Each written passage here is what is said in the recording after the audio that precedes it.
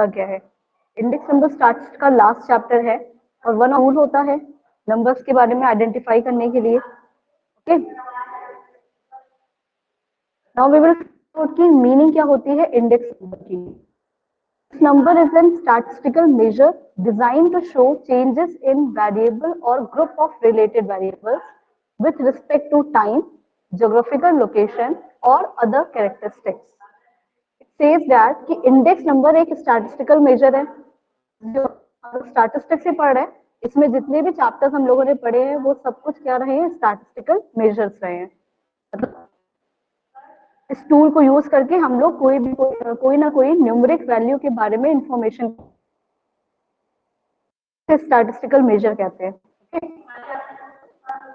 देखो, index number क्या होता है, एक ऐसा स्टैटिस्टिकल मेजर होता है जिसे डिजाइन किया गया है, जिसे बनाया गया तो चेंजेस इन वेरिएबल और ग्रुप ऑफ रिलेटेड वेरिएबल, किसी भी वेरिएबल में यानी किसी भी न्यूमेरिक डेटा में, नंबर्स में, है ना, ऑब्जर्वेशन होता है या वेरिएबल होता है, किसी एक वेरिएबल की बात करें या किसी ग्रुप ऑफ वेरिएबल की बात करें जो कि रिलेटेड होना चाहिए आपस में, उनके में कितना चेंजेस आया है, उनके में कितना बदलाव आया है over the period of time, कई समय में, या हम कह सकते हैं टाइम के पीरियड में या ज्योग्राफिकल लोकेशन के पीरियड में।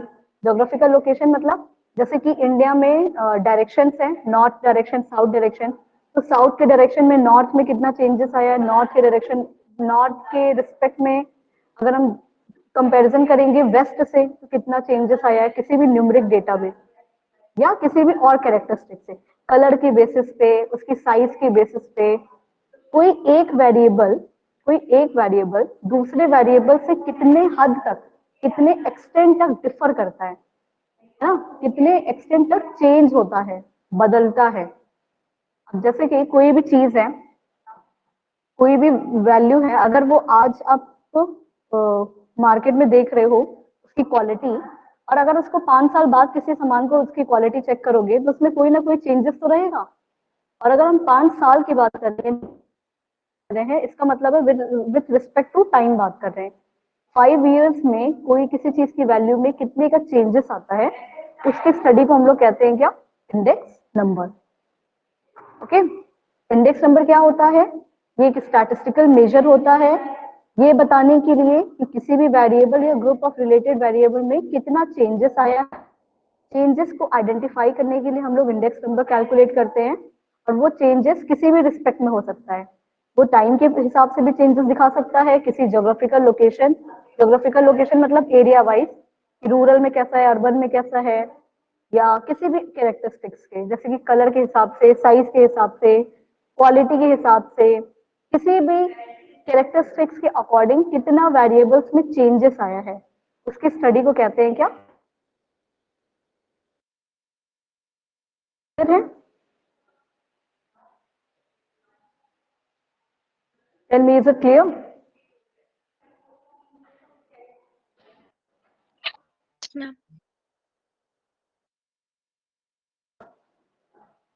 यहाँ पे मैम एक बार और रिपीट कर दीजिए। इंडेक्स नंबर में हम लोग किसी भी वेरिएबल या ग्रुप ऑफ वेरिएबल्स में चेंजेस पता लगाने के लिए कैलकुलेट करते हैं। चेंजेस मतलब कि वो कितना आज से और अगले 10 साल में कोई भी नंबर कितना चेंज हुआ। मान लो अगर हम आज जो है मार्केट में वीट की प्राइस देख रहे हैं और पिछले 10 साल पहले यानी 2011 में वीट की कितनी प्राइस थी, उसको अगर हम कंपैरिजन करेंगे। मैम वॉइस क्लियर नहीं है आपकी। वॉइस क्लियर नहीं है। वॉइस क्लियर नहीं है।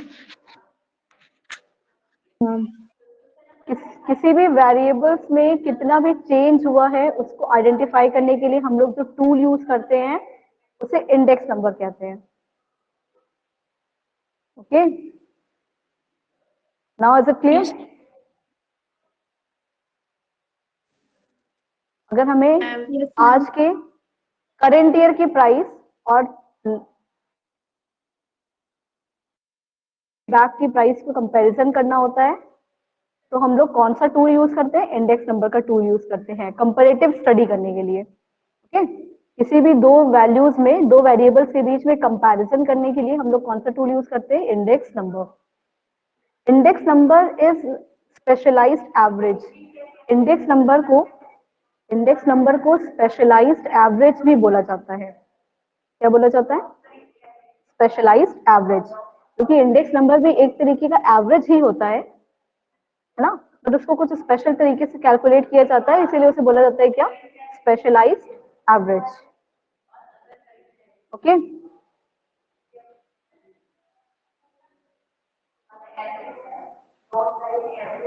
Is it clear? Index number is also Yes, ma'am. called specialized average. Now we will study about the characteristics of index number. ये हम लोग क्यों पढ़ रहे हैं? क्योंकि आपके इंडेक्स नंबर चैप्टर में थ्योरेटिकल क्वेश्चन भी है सिलेबस में, है ना, थ्योरी से भी क्वेश्चन पूछे जाते हैं। तो कह सकते हैं हम कि इंडेक्स नंबर को के क्या क्या कैरेक्टरिस्टिक्स हैं, ये क्या क्या फीचर्स होते हैं, इंडेक्स नंबर के क्या क्या फीचर्स होते हैं। It is expressed in percentage. सबसे पहली बात कि इंडेक्स नंबर को परसेंटेज के फॉर्म में लिखा जाता है। ठीक है, इंडेक्स नंबर को परसेंटेज के फॉर्म में लिखा जाता है, यानी कि हम लोग जब भी मेजर यूज करेंगे इंडेक्स नंबर का, किसी भी दो नंबर का कंपैरिजन निकालने के लिए, कंपैरेटिव स्टडी करने के लिए, उसे परसेंटेज के फॉर्म में लिखेंगे। Okay, second point is index number are relative और comparative measurement of group of item.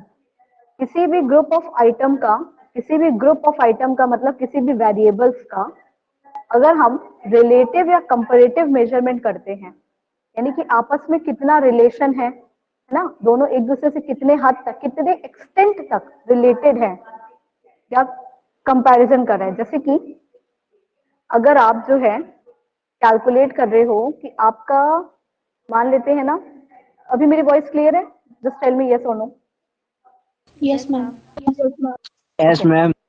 Okay okay, let us assume कि आप जो हो, आपने एक टेस्ट दिया था, हाफ ईयरली एग्जाम दिया था कह सकते हैं, और हाफ ईयरली एग्जाम 50 मार्क्स का था। उस 50 मार्क्स में आपका बेस्ट स्कोर आया था एक सब्जेक्ट में, वो है 50 आउट ऑफ 50, है ना। फिर अगले बार आपने जब भी टेस्ट दिया है किसी बार भी 50 तक रीच नहीं किया मार्क्स में, तो अगर आपको कंपैरेटिव स्टडी करनी है तो आप अपने बेस्ट वाले मार्क्स से कंपेयर करोगे ना कि क्या मेरा 50 तक आ पाया है। जो आपने बेस्ट परफॉर्मेंस की होती है उस परफॉर्मेंस से ही आप कंपैरिजन स्टडी करते हो, है ना, तुलना करते हो कि वो कि मार्क्स अच्छा तो आया, 45 आया लेकिन 50 नहीं आया है ना। तो किसी एक नंबर से कंपैरिजन करने के लिए, तो किसी भी दो वैल्यूज के बीच में, जैसे कि दो सब्जेक्ट के मार्क्स हैं आपके, मैथ्स के और इंग्लिश के, इंग्लिश और मैथ्स के मार्क्स से कंपैरेटिव स्टडी करनी है, तो भी आप इंडेक्स नंबर का यूज कर सकते हो। Okay, index number are specialised average. अभी हम लोगों ने ये पढ़ा भी ये लाइन कि इंडेक्स नंबर भी एक फॉर्म का एवरेज ही होता है, जिसे हम स्पेशलाइज्ड एवरेज बोलते हैं। क्या बोलते हैं? स्पेशलाइज्ड एवरेज, क्योंकि स्पेशल एवरेज होता है। ओके, इंडेक्स नंबर के अगर हम टाइप्स की बात करेंगे ना, हमें इस चैप्टर में जो जो टाइप्स पढ़ना है इंडेक्स नंबर का, वो है consumer price index, consumer price index, और कंज्यूमर प्राइस इंडेक्स को दूसरे नाम से भी जाना जाता है, उसे बोलते हैं cost of living index. Consumer price index और cost of living index. Okay, जब भी हम लोग कंज्यूमर प्रोडक्ट्स पे, कंज्यूमर प्रोडक्ट्स पता है आपको क्या होते हैं? ऐसे गुड्स जो हम लोग कंज्यूम करते हैं, घर पे इस्तेमाल करते हैं, है ना, जितने भी कंज्यूमर होते हैं, यानी कि फाइनल कंज्यूमर, यानी कि हम लोग, हम और आप जैसे लोग, जो भी सामान बाजार से खरीद के अपने घर में डे टू डे लाइफ में, डेली लाइफ में यूज करते हैं, उसे क्या बोलते हैं? Consumer goods. कंज्यूमर गुड्स के जो प्राइस हैं उसका इंडेक्स निकाला जाता है, ये पता लगाने के लिए कि देश में कितनी महंगाई आई हुई है या कितना रेट चल रहा है, जनरल प्राइस लेवल क्या चल रहा है कंट्री में। कंज्यूमर प्राइस इंडेक्स निकाला जाता है, जिसे हम कॉस्ट ऑफ लिविंग इंडेक्स भी बोलते हैं। ये भी एक टाइप का क्या होता है? इंडेक्स नंबर होता है ना। अलग अलग कैरेक्टरिस्टिक्स के लिए, यानी अलग अलग काम के लिए, आपको जो भी चीज की स्टडी करनी है उस पर्टिकुलर काम के लिए, आप उसके तरीके का इंडेक्स नंबर अगर कैलकुलेट करोगे तो वो उसके नाम से जाना जाता है। जैसे अगर हम कंज्यूमर गुड की बात किए तो ये कंज्यूमर इंडेक्स बन गया, अगर हम होलसेल गुड की बात करेंगे तो ये होलसेल प्राइस इंडेक्स बन जाएगा। अगर हम इंडस्ट्रियल प्रोडक्शन, जैसे जो इंडस्ट्रीज में गुड्स प्रोड्यूस होते हैं, उनका प्राइस इंडेक्स निकालेंगे तो उसे बोलते हैं इंडेक्स ऑफ इंडस्ट्रियल प्रोडक्शन, है ना। सेंसेक्स क्या होता है? सेंसेक्स का मतलब होता है, जैसे आपने शेयर बाजार के बारे में सुना होगा, है ना। शेयर बाजार में जो निफ्टी है, सेंसेक्स है, न्यूज चैनल में भी सुना होगा ये वर्ड। इसमें भी अलग अलग जो शेयर्स होते हैं, सेंसेक्स के अंदर टोटल 30 शेयर्स होते हैं, 30। इन 30 कंपनी के शेयर होते हैं। इन 30 कंपनी के 30 कंपनीज के जो शेयर के प्राइस हैं, उसका एक एवरेज निकाला जाता है सेंसेक्स में, है ना। उसी तरीके से निफ्टी होती है, निफ्टी 50 कहते हैं उसे। निफ्टी 50 में 50 कंपनीज होती हैं, उनके शेयर प्राइस का एवरेज कैलकुलेट किया जाता है, तो वो भी एक तरीके का इंडेक्स नंबर कहलाया जाता है, कहा जाता है। ओके, यहाँ पे अगर कंज्यूमर गुड्स के प्राइस को इंडेक्स निकालेंगे तो उसे कंज्यूमर प्राइस इंडेक्स बोलेंगे। होलसेल प्राइस का इंडेक्स निकालेंगे तो होलसेल प्राइस इंडेक्स बोलेंगे। 30 बेस्ट कंपनीज का अगर हम के शेयर का अगर इंडेक्स नंबर निकालते हैं उसे सेंसेक्स बोलते हैं। इंडस्ट्रियल प्रोडक्शन का अगर इंडेक्स निकालते हैं उसे इंडेक्स ऑफ इंडस्ट्रियल प्रोडक्शन बोला जाता है, एंड सो ऑन। इसी तरीके से अलग अलग कैरेक्टरिस्टिक्स के लिए, अलग अलग रीजन के लिए अलग अलग इंडेक्स नंबर कैलकुलेट किया जाता है। इतनी बातें क्लियर है सबको? Tell me. Yes, Yes, ma'am. ma'am. Yes, ma'am. कोई प्रॉब्लम यहाँ तक? No, ma'am. Okay, Ma'am, Sensex are you ask? Sensex वाला क्लियर नहीं है? आपने शेयर मार्केट के बारे में सुना है तनु? ma'am. शेयर बाजार होता है ना, शेयर मार्केट, जहाँ पे कंपनीज के शेयर्स बिकते हैं, बाय एंड सेल किए जाते हैं, है ना। तो जो Yes, ma'am. 30 बड़ी कंपनियां हैं कंट्री में, हमारे इंडिया के अंदर दो तरह के इंडिसेस होते हैं, एक होता है सेंसेक्स और दूसरा होता है निफ्टी, ठीक है। किसी भी न्यूज चैनल पे अगर आप जाओगे, वहां पे जहाँ पे डॉलर का प्राइस दिखाया जाता है, टाइम और डेट रहता है, वहां पे सेंसेक्स और निफ्टी का रेट प्राइस भी दिखाया जाता है, एवरेज।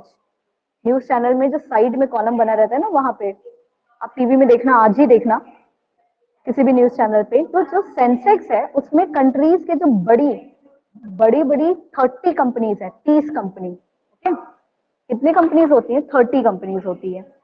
उनके शेयर प्राइस को, उनका जो कंपनी का शेयर है, और शेयर का जो दाम होता है, प्राइस होता है, जैसे मान लेते हैं रिलायंस है, रिलायंस कंपनी का एक शेयर जो है वो 2500 का है। बोलो। ये 30 कंपनी फिक्स ही रहती है कि और इससे ज्यादा भी होती है? सेंसेक्स में 30 कंपनीज ही होती है, ओके। वो चेंज भी होता है, वो कंपनी फिक्स नहीं रहती है, चेंज भी होती है ना। जरूरी नहीं कि वही 30 कंपनीज रहेंगी, लेकिन वो 30 कंपनीज का ही यहाँ पे होता है। वो 30 कंपनीज चेंज भी हो सकती हैं, एक ही कंपनी नहीं रहेगी। उसके लिए आपको उसके वेबसाइट पे या सेबी के वेबसाइट पे देखना पड़ेगा कौन कौन सी है, ओके। न्यूज देखना होगा। उनके जो शेयर की प्राइस होती है, जैसे मैंने एग्जांपल दिया था रिलायंस का, मान लो एक शेयर 2500 का है, एसबीआई का एक शेयर जो है वो 500 का है। इन सबका क्या किया जाता है? एवरेज निकाला जाता है। उन सबका एक स्पेशल एवरेज निकाला जाता है, और वो ही एवरेज वाला जो एवरेज की जो वैल्यू आती है परसेंटेज में, वो यहाँ लिखी जाती है सेंसेक्स के आगे, है ना। तो अगर हम शेयर्स का इंडेक्स नंबर निकालते हैं तो उसे सेंसेक्स बोलते हैं, ठीक है। अलग अलग काम के लिए, जैसे मैंने यहाँ बताया ना आपको कि जो चेंजेस हैं वेरिएबल्स में, वो टाइम के रिस्पेक्ट में भी, ज्योग्राफिकल लोकेशन के रिस्पेक्ट में भी, और किसी भी कैरेक्टरिस्टिक्स के रिस्पेक्ट में कैलकुलेट किया जाता है। तो वो कैरेक्टरिस्टिक्स कुछ भी हो सकता है उसकी प्राइस हो गई हो सकता है उसका क्वालिटी हो गया हो सकता है उसकी क्वांटिटी हो गई हो, ठीक है। टेल मी, इतनी क्लियर है बात? Yes miss. Okay. Now, next topic is problems in construction of index number. Index number जब हम लोग बनाते हैं या कैलकुलेट करते हैं, तो इंडेक्स नंबर को कैलकुलेट करने में, कंस्ट्रक्ट करने में किन किन प्रॉब्लम्स हमें फेस करनी पड़ती है, क्या क्या डिफिकल्टी आती है हमें, है ना। इंडेक्स नंबर बनाते टाइम क्या क्या डिफिकल्टी आती है। The purpose of index number should be pre defined because because every index number has its own use. देखो यहाँ फर्स्ट लाइन जो लिखी हुई है ये अभी हम लोग यहाँ पढ़ के आ रहे हैं। कैसे पढ़ के आ रहे हैं? बोल रहे हैं कि इंडेक्स नंबर बनाते टाइम आपको पता होना चाहिए कि आपको किस चीज के लिए इंडेक्स नंबर चाहिए, तभी आप उसको बना सकते हो। क्यों? क्योंकि हर इंडेक्स नंबर एक पर्टिकुलर टाइप के लिए अलग अलग यूज होता है। जैसे कि अगर हम शेयर प्राइस का इंडेक्स नंबर निकाल रहे हैं तो हमें सेंसेक्स निकालना है, तो आपको पता होगा कि आपको शेयर के प्राइस का इंडेक्स नंबर चाहिए, तभी तो आप इस तरीके से कैलकुलेट करोगे। लिखा हुआ है कि the purpose of index number should be predefined because every index number has its own use। Her index number का अपना खुद अलग यूज होता है, अलग इस्तेमाल होता है। अगर आप होलसेल प्राइस इंडेक्स निकाल के ये सोचोगे कि कंज्यूमर गुड्स का प्राइस में कितना चेंजेस आया है पता लगा ले, तो क्या ये पॉसिबल है? Just tell me. No ma'am. है ना? तो आपको सबसे पहला काम होता है इंडेक्स नंबर में कि आपको इंडेक्स नंबर बनाने से पहले ये पता होना चाहिए कि आप किस चीज के लिए या क्यों इंडेक्स नंबर निकाल रहे हो, क्या जानकारी चाहिए आपको। जिस टाइप की इंफॉर्मेशन चाहिए उस टाइप का इंडेक्स नंबर फिर हम बनाएंगे ना। तो पहली डिफिकल्टी तो ये आती है कि आपको पर्पस एकदम पहले से पता होना चाहिए, उसमें कोई डाउट नहीं होना चाहिए। ओके, ठीक है। Now the second point says selection of base year। Second problem क्या आती है इंडेक्स नंबर बनाने में कि selection of base year. Selection of base year का मतलब है कि कभी भी हम इंडेक्स नंबर बनाते हैं, और इंडेक्स नंबर में मैंने पहले ही बताया है कि इंडेक्स नंबर में हम लोग कंपैरिजन करते हैं, चेंजेस की स्टडी करते हैं। तो जब भी आपको चेंजेस की स्टडी करनी है तो कोई एक ऐसा ईयर तो आप डिसाइड कर लोगे ना, जिस साल में सबसे बेस्ट प्रोडक्शन हुआ होगा या जिस साल में सबसे बेस्ट प्राइस होगी कोई सामान की।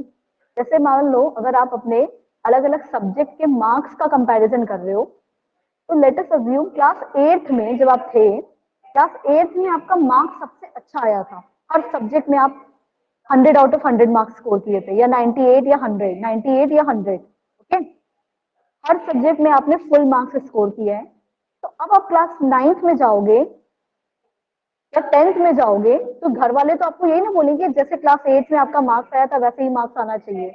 बताओ, ऐसे ही ना बोलेंगे घर पे सब लोग? Yes ma'am. है ना?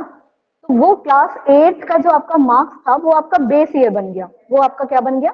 बेस ईयर का मार्क्स, है ना? उसी तरीके से हम लोग अगर अलग अलग चीजों का इंडेक्स नंबर निकालते हैं तो किसी एक ईयर को बेस ईयर ले लेते हैं, और हमेशा अलग अलग ईयर की प्राइस को उसी बेस ईयर की प्राइस के साथ कंपैरिजन किया जाता है, उसी पर्टिकुलर बेस ईयर की प्राइस के साथ कंपैरिजन किया जाता है। अब सबसे बड़ी प्रॉब्लम मेरी ये आती है कि कौन से वाले ईयर को बेस ईयर लिया जाए, कैसे ईयर को हम बेस ईयर सेलेक्ट करें, यही सबसे बड़ी प्रॉब्लम आती है कंस्ट्रक्शन करते टाइम। तो देखो बेस ईयर ऐसा सेलेक्ट करना चाहिए कि base period should neither be too short not be too long. कि बेस पीरियड जो है यानी बेस ईयर जो ले रहे हैं, ईयर हमने बोला है ना यहाँ पे, इसीलिए बोला है क्योंकि आपको बेस पीरियड जो लेना होता है यानी कि जो समय का ड्यूरेशन लेना होता है, टाइम पीरियड लेना होता है, वो बहुत छोटा भी नहीं, 2 महीने का 3 महीने के प्राइस में आप किस चीज के प्राइस को कंपैरिजन कर लोगे? पता चल पाएगा क्या कि प्राइस क्या है, 2 महीने में प्राइस कितना चेंजेस हुआ? या अगर हम 5 साल के प्राइस को कंपैरिजन करें तो 5 साल में तो बहुत सारी चीजें बदल जाती हैं, बहुत सारी नई टेक्नोलॉजी आ जाती है, बहुत सारा बदलाव हो जाता है कंट्री में, है ना? तो बेस पीरियड को यानी कि पीरियड को ज्यादा से ज्यादा बहुत ज्यादा बड़ा भी नहीं होना चाहिए, बहुत ज्यादा छोटा भी नहीं होना चाहिए। इसका मतलब है कि हम लगभग 1 ईयर के ड्यूरेशन को, 1 साल को ना, 1 ईयर के ड्यूरेशन को बेस पीरियड ले सकते हैं। ठीक है। दूसरी बात है हमें ये याद रखनी चाहिए कि base period should not be too near not too far. Base period को बहुत पास भी नहीं होना चाहिए, बहुत दूर भी नहीं होना चाहिए। इस लाइन का मतलब है कि जब भी आप बेस पीरियड को सेलेक्ट करोगे तो जैसे कि आपको अगर 2021 के प्राइस का कंपैरिजन करना है तो क्या आप 2020 के प्राइस से ही कंपेयर करोगे? बोलो। No ma'am. नहीं करेंगे ना, क्योंकि 2020 की प्राइस बहुत बगल में हो गया, बहुत जस्ट प्रीवियस ईयर हो गया, प्रीवियस ईयर के प्राइस को नहीं कंपैरिजन करना होता है। हम लोग को बेस पीरियड ऐसा लेना होता है जो कि बहुत पास भी ना हो, जैसे 2021 के एकदम अगल बगल भी ना हो, पास भी ना हो, और 2021 से बहुत दूर, जैसे कि 1991 के प्राइस को भी नहीं ले सकते हैं। 1991 भी बहुत दूर हो गया, बहुत दूर का पीरियड हो गया। ओके, तो हमें कुछ लगभग जो है ऐसा टाइम पीरियड लेना चाहिए जो कि बहुत पास भी ना हो और बहुत ही दूर भी ना हो। और सबसे इम्पोर्टेंट बात यह है कि बेस पीरियड एक ऐसा ईयर होना चाहिए, एक ऐसा ईयर होना चाहिए जिस ईयर में कोई भी कंट्री में ऐसी अलग सी घटना ना हुई हो, जैसे कि कोई भी नेचुरल कैलेमिटी ना आई हो, है ना, कोई भी दुर्घटना नहीं हुई हो, या कोई भी जैसे पेंडेमिक आया था 2020 में, तो क्या 20 को कभी ले सकते हैं? पेंडेमिक की वजह से क्या हो गया था, जितनी भी कंट्री के अंदर फैक्ट्रीज थी, बिजनेस थे, सब बंद हो गया था, प्रोडक्शन पूरी स्टॉप हो गया था। तो क्या हम ऐसे ईयर को बेस ईयर सेलेक्ट कर सकते हैं? No ma'am. नहीं कर सकते हैं। बेस ईयर को हमेशा एक ऐसा ईयर होना चाहिए जो एक नॉर्मल ईयर हो, उस ईयर में कोई भी अलग सी घटना या अलग सा इंसिडेंट ना हुआ हो। अलग सा मतलब कोई बहुत अच्छा भी ना हुआ हो, कोई बहुत बुरा भी ना हुआ हो, एकदम नॉर्मल सा ईयर कोई होना चाहिए, उसी ईयर को बेस ईयर ले सकते हैं। मान लेते हैं किसी साल में फ्लड आ गया था, बहुत सारा फसल बर्बाद हो गया था, है ना, प्रोडक्शन बहुत कम हुआ था, नुकसान हो गया था, सारा पैसा जो है फ्लड को ठीक करने में लग गया था, तो उस ईयर को भी हम बेस ईयर नहीं ले सकते हैं। ओके, बेस ईयर का सिलेक्शन हमें बहुत ध्यान से करना होता है। थर्ड प्रॉब्लम होती है कि सिलेक्शन ऑफ आइटम्स। आइटम्स का सिलेक्शन मतलब अगर हमें कंपैरिजन करना है तो आपको ये सबसे पहले सेलेक्ट करना पड़ेगा कि कितने आइटम्स को आप सेलेक्ट करेंगे, कितने लोग कितने चीजों को कंपैरिजन करने वाले हो।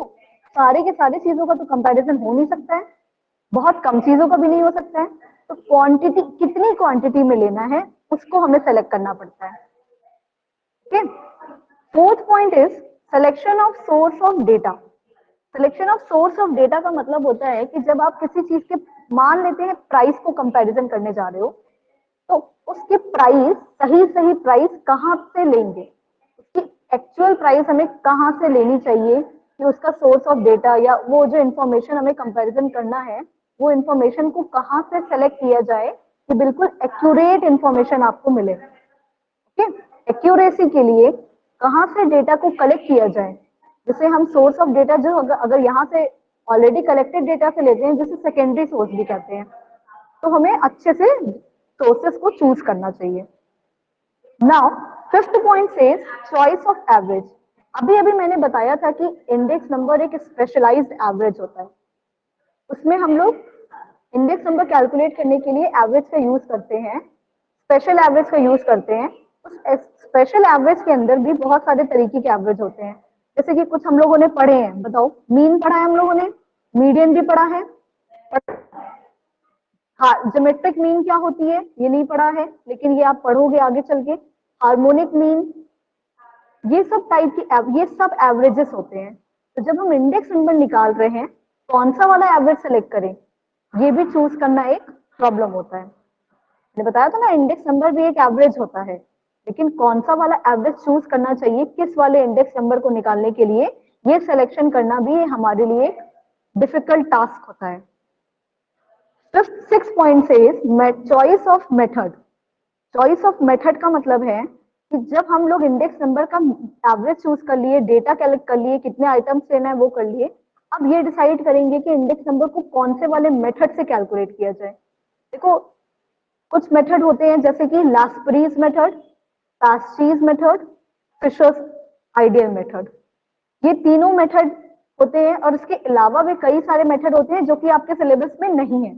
हमें इन 3 मेथड के बारे में डिटेल में स्टडी करना है आगे चल के। तो सबसे बड़ी प्रॉब्लम एक ये आती है कि जब हम लोग इंडेक्स नंबर कैलकुलेट करने जा रहे हैं, एवरेज पता चल गया, डेटा पता चल गया, आइटम्स पता चल गया, बेस ईयर पता चल गया, हमारा पर्पस पता चल गया, तो ये डिसाइड करना कि कौन सा वाला मेथड जो है अप्रोप्रिएट रहेगा इंडेक्स नंबर को कैलकुलेट करने के लिए। Okay, is it clear? इतनी बातें क्लियर है? Yes, ma'am. Now, Yes, ma'am. limitation of index number जो है नेक्स्ट टॉपिक है, we will study that on the next class. Till then इतना आप पढ़िए अपने ध्यान से, और कोई भी प्रॉब्लम हो then you can ask me.